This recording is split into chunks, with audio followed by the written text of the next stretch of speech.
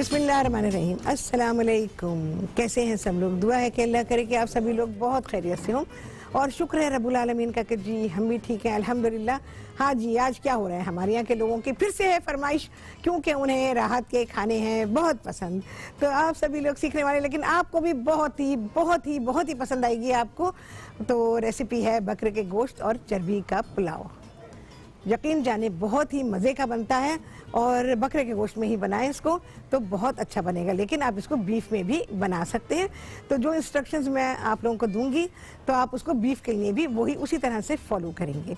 आप सभी लोग मुझे कॉल कर सकते हैं, जो दिल चाहता है बात कर सकते हैं, अपनी फरमाइशें दे सकते हैं। देखिए मुझे आती हैं फरमाइशें, हमारे यहाँ बाहर से भी आती हैं, आप सभी लोगों की तरफ से, और हमारे यहाँ के लोगों की भी आती हैं। यकीन जाने बहुत ही अच्छा लगता है जब मैं फरमाइशें पूरी करती हूँ, तो मुझे बहुत ही अच्छा लगता है उस दिन। तो चले जी, क्या करेंगे, पकाना शुरू कर देती हूँ मैं। और यहाँ पर चर्बी को मैंने थोड़ा सा घुलाया हुआ है, बकरे की ही चर्बी है जो चूल्हा मैंने अभी बंद किया है, इसके बारे में मैं आपको बता दूंगी अभी। तो यहाँ पर मैं ये चर्बी डाल रही हूँ, ठीक है। आप डायरेक्ट भी बना सकते हैं, डायरेक्ट चर्बी डालकर भी बना सकते हैं, और चर्बी को अलहदा से, जैसे मैंने अभी पिघलाया है अलहदा बर्तन में, वो भी आप कर सकते हैं। बहुत ही शानदार यहाँ पर चर्बी पिघली हुई है। थोड़ा सा कुकिंग ऑयल डालूंगी मैं। अच्छा जी, ये पुलाव बहुत ही अच्छा और चिकना बनता है। ये पुलाव चिकना होता है, और पुलाव चिकना ना हो तो भाई कैसे मज़ा आएगा फिर।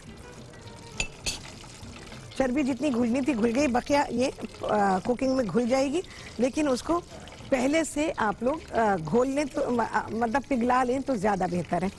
तो इसमें मैं अब शामिल कर रही हूँ 1 से 2 दरमियाने साइज़ की प्याज है, उन्हें चॉप करेंगे। 10-12 साबुत काली मिर्चें हैं और 10-12 ही इसमें लौंगे हैं। अच्छा, आज आप लोग पुलाव बनाने का मसाला सीखेंगे, जिससे आपकी ज़िंदगी बेहद आसान हो जाएगी कि जब चाहेंगे आप पुलाव पका सकेंगे और बहुत ही लाजवाब पुलाव पका सकेंगे। तो ये चीज़ें मैं इसमें शामिल करूँगी। और प्याज को हमने कलर नहीं देना है। आमतौर पर लोग ये कहते हैं कि पुलाव में प्याज ब्राउन होनी चाहिए, और ब्राउन करते हैं। तो ब्राउन की हुई प्याज का जो पुलाव होता है उसका टेस्ट बिल्कुल मुख्तलिफ होता है। और जैसे मैं रखती हूँ ना, सिर्फ उसकी रॉनेस को डिसअपीयर करती हूँ, बाकी प्याज का रंग वैसे ही सफ़ेद रहता है। इससे पुलाव का टेस्ट बहुत ही बेहतरीन बनता है। अच्छा, आप कहीं भी मालूम करें, किसी से भी पता करें जो लोग कुकिंग करते हैं और प्रोफेशनल हैं, पुलाव हमेशा सफ़ेद होता है, पुलाव ब्राउन नहीं होता, पुलाव सफ़ेद होता है। पुलाव में कभी जर्दे का रंग भी नहीं डाला जाता, क्योंकि फिर वो पुलाव नहीं होता। तो पुलाव हमेशा वाइट होगा। आप इंटरनेशनली चेक करें उसको ना, तो आपको पुलाव जो है वो यही बताया जाएगा कि पुलाव वाइट होता है। जब आप प्याज को ब्राउन कर लेते हैं उसमें, तो क्या होता है कि वो फिर ब्राउन राइस हो जाते हैं, ब्राउन कलर के राइस हो जाते हैं। तो वो आप ब्राउन अनियन पुलाव कह सकते हैं। लेकिन जो पुलाव जो हम आम पुलाव बनाते हैं, चाहे वो गोश्त से बनाएं, चाहे वो हम मटर का पुलाव पकाएं, उसमें उसका कलर वाइट ही होगा, ठीक है। बहुत ही काम की बातें मैंने आपको बताई हैं। तो आप ब्राउन प्याज के साथ बनाएं, वो आपकी मर्जी है, लेकिन ये पुलाव जो है ये तो वाइट ही बनेगा इंशाअल्लाह अज़ीज़। और चलिए जी, बस प्याज हो गई है, और अब मैं इसमें डालूंगी थोड़ी सी अदरक, जिंजर जूलियन, बहुत ही अच्छा टेस्ट देगी ये। अच्छा जी, अब है इसमें पिसा हुआ अदरक और लहसुन। अच्छा, भी कभी कभी नज़र आता होगा कि ये थोड़ा सा साबुत है इसमें, तो क्या होता है, मशीन ने जितना पीसना होता है वो पीस लेती है, और बकिया जो है वो रह जाता है। तो अब मैं उसमें कुछ नहीं कर सकती, क्योंकि भाई ये तो मशीन का काम है, मशीन अपना काम नहीं कर रही है इसको। अच्छा, लहसुन अदरक भी बस उतना ही इसमें पकाना है कि बस हल्का इसमें से भूनने की खुशबू आ जाए, बस ब्राउन नहीं करना। चलिए जी, आ गया है ब्रेक, मैं फ्लेम ऑफ कर दूंगी और इसके बाद बकिया काम करेंगे आप सभी के सामने इस ब्रेक के बाद।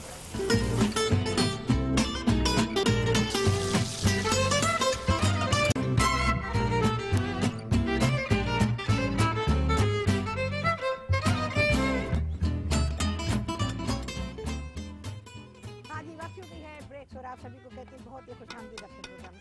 भाई मैंने इसमें सिर्फ गोश्त डाल दिया क्योंकि आपको पता है कि प्रोग्राम में टाइम सभी जानते हैं। अच्छा जी, अब ये वो मसाला जो मैं आपको बनाना सिखाऊंगी अभी, 2 चमचे भर के मैं इसमें डाल रही हूँ पुलाव का मसाला। मज़ा आ जाएगा आपको, आपकी ज़िंदगी बेहद आसान हो जाएगी ये मसाला बनाने के बाद।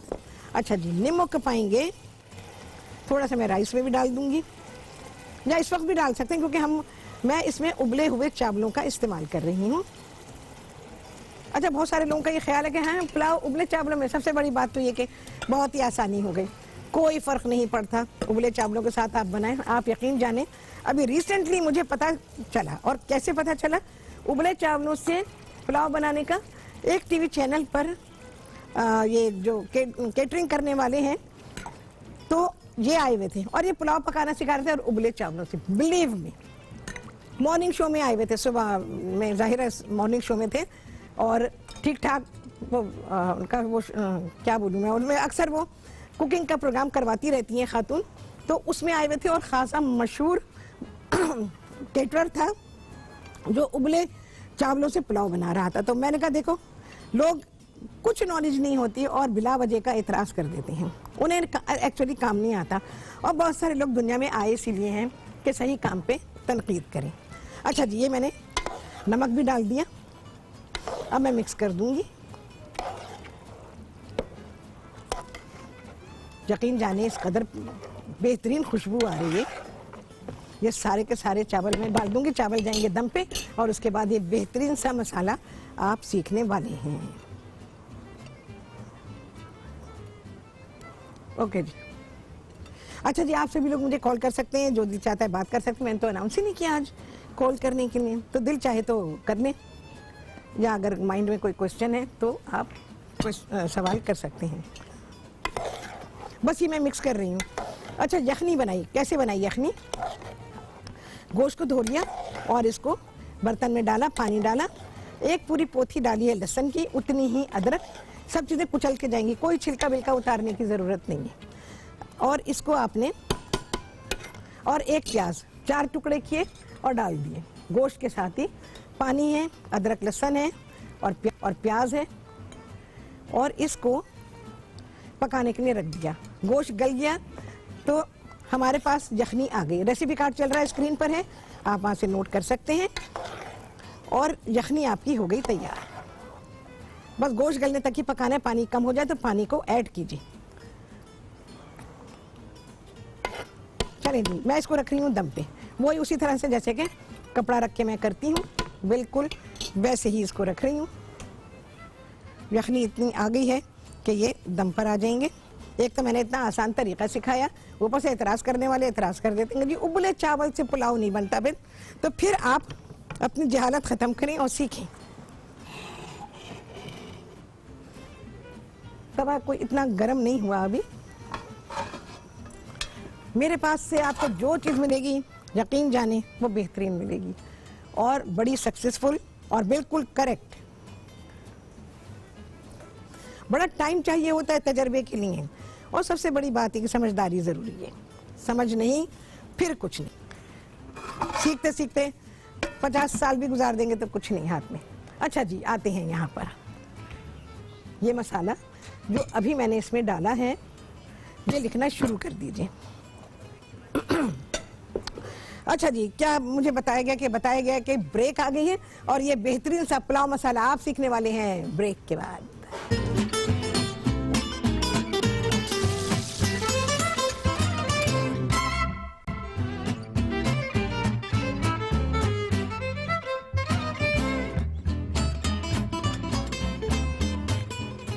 हाँ जी, वापसी हो गई है ब्रेक से और आप सभी को कहती हूँ बहुत ही खुशामदीद अपने प्रोग्राम में।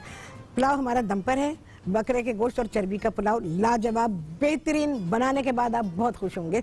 अच्छा जी, सर्दी का मौसम है, पुलाव उन लोगों को बहुत नुकसान देगा जिन्हें इस वक्त खांसी है, कंजेशन है, सीना बलगम से भरा हुआ है, और या खुश खांसी है या बलगमी खांसी है, दोनों तरह से नुकसान होगा उनको। चावल अगर खाएंगे, पुलाव या बिरयानी खाएंगे, उसका बहुत नुकसान है। चिकनी चीज़ों का नुकसान है, तो उसका तोड़ मैंने दिया है यहाँ पर लहसुन और लाल मिर्च की चटनी। इस पुलाव को चटनी के साथ खाएंगे, फिर आप देखिएगा सब कुछ बाहर और आपका सीना क्लियर हो जाएगा। सिर्फ एक पोथी लहसुन है, 12-14 तकरीबन 15 तक ले लीजिए आप साबुत लाल मिर्चें, बस उनको पानी में भिगो दीजिए ताकि वो पिसनी आसान हो जाए, देर तक पानी में पड़ी रहे। उसके बाद आपने लहसुन को छीलने की भी जरूरत नहीं, धो लीजिए। ये एक्चुअली इस चटनी में लहसुन के जबों को छीला नहीं जाता। लहसुन है, मिर्चें हैं, इनको आपने ब्लेंडर में डाला, अच्छी तरह पीसा, बाद में नमक मिला लीजिए। बस ये 3 चीजें हैं और ये चटनी जो है आपके कंजेशन को साफ कर देगी। ठीक है जी, ये तो हो गई है बहुत ही बेहतरीन रेमेडी।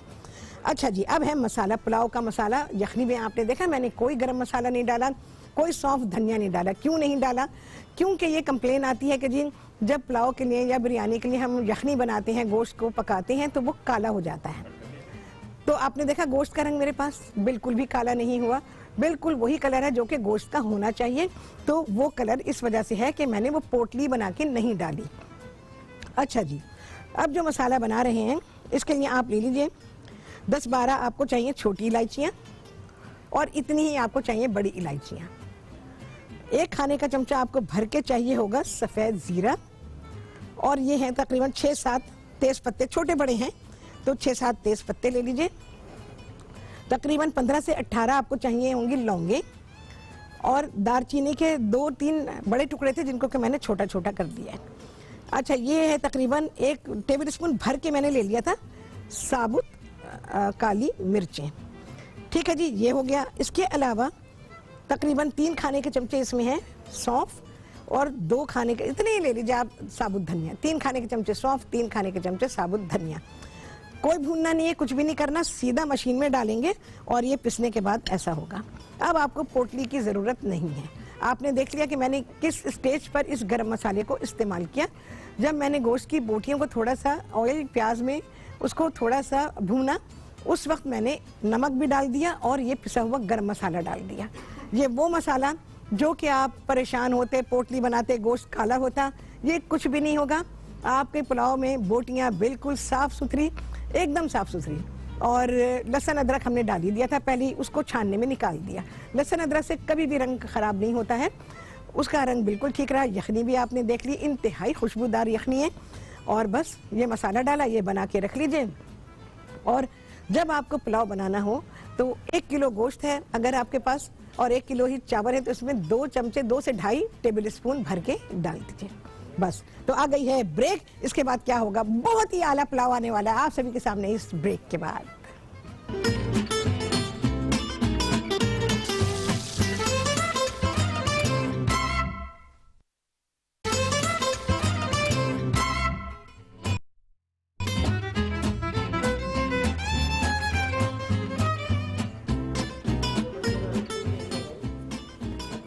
आला आला आला, बहुत ही बेहतरीन बकरे के गोश्त और चर्बी के पुलाव का जवाब नहीं है, बेहतरीन तैयार हुआ है। चलिए जी, आपके सामने निकालती हूँ मैं। और पुलाव में अगर चर्बी डालेंगे तो वाह वाह वाह, क्या कहने। मैं अगर अपना बचपन बताऊँ आपको तो मेरे घर में जब भी पुलाव पकता था, ज़्यादातर और ख़ास तौर से बकरे ईद पर जो पकता था वो पकता था दुम्बे के गोश्त में। बेहतरीन लाजवाब पुलाव, इस कदर लजीज, और दुम्बे की चकती की बोटियां जो हैं वो उसमें डाली जाती थी और वो पुलाव इस कदर लजीज होता था। और भाई दिल्ली वालों का खाना, ये सोच लें आप लोग, दिल्ली वालों का खाना कितना लाजवाब बेहतरीन। बस लोग खाते थे ना तो वो खाते ही चले जाते थे और फिर सोते थे। अच्छा जी, ये चर्बी, ये तो बहुत ही ज़रूरी है, इसको आप चावल के साथ मसल के खाएं। बोलेंगे रात बर्बाद होगी तुम तो। भाई मैं नहीं, आपके हाथ में है कि आप कैसा खाते हैं और किस तरह से। ओहो, ये आपके अपने हाथ में है कि आप अपने खाने को, अपने पोर्शन को कैसा बनाते हैं। तो मेरे पास आपको बेइंतहा ऐसी चीज़ें मिलेंगी जो मेरे घर की हैं, मेरे ख़ानदान की हैं। ओफो भाई। अच्छा, ये है चर्बी, ठीक है।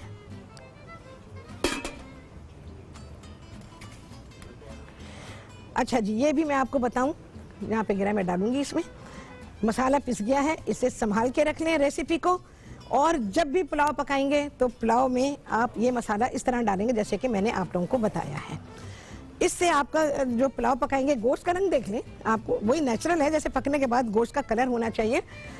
गोश्त में कोई कालापन नहीं आया है तो आपका जो पुलाव है वो वाइट है तो वाइट ही बनेगा। और दूसरी बात यह है कि गोश्त में बहुत ज़्यादा चीज़ों की खुशबू ऐसे नहीं है कि जी सिर्फ गोश्त में है और चावल में नहीं आई है। ये चावल बसे हुए हैं खुशबू से।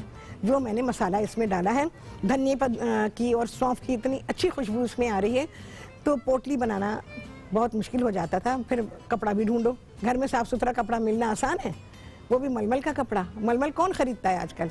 ये तो मुझ जैसे लोग हैं जिनके पास मलमल का कपड़ा घर में भी मिलेगा और टीवी शो पे भी मिलेगा। तो मैं तो कई कई मीटर खरीद के रखती हूँ, क्योंकि इससे मेरे बड़े काम निकलते हैं। और यहाँ टीवी पर भी मेरे पास काफ़ी रखा रहता है और मैं उसको टाइम टू टाइम जहाँ इसकी ज़रूरत होती है मैं इसे इस्तेमाल करती हूँ। मलमल के कपड़े का इस्तेमाल मैंने आप लोगों को सिखाया है कि किस तरह से करेंगे, तो बहुत सारी चीज़ों में मैंने किया है। तो ये मसाला जो है, जो मैंने आपको बताया, और हाँ, पुलाव के बारे में जो मैंने आपको बताया है कि पुलाव जो है वाइट होता है, वाइट। अच्छा, पुलाव के मसाले में जायफल जावित्री को नहीं डाला जाता। जायफल जावित्री बिरयानी के लिए है। आप डिफरेंस कैसे बनाएंगे इसका कि आपको जो है पुलाव में भी आप जायफल जावित्री डालेंगे और बिरयानी में भी डालेंगे, तो दोनों का फ्लेवर एक हो जाता है। तो दोनों में डिफ्रेंशिएट करना ज़रूरी है और केवड़ा भी नहीं जाता। ठीक है, तो ये चीज़ें पुलाव को डिफ्रेंशिएट कर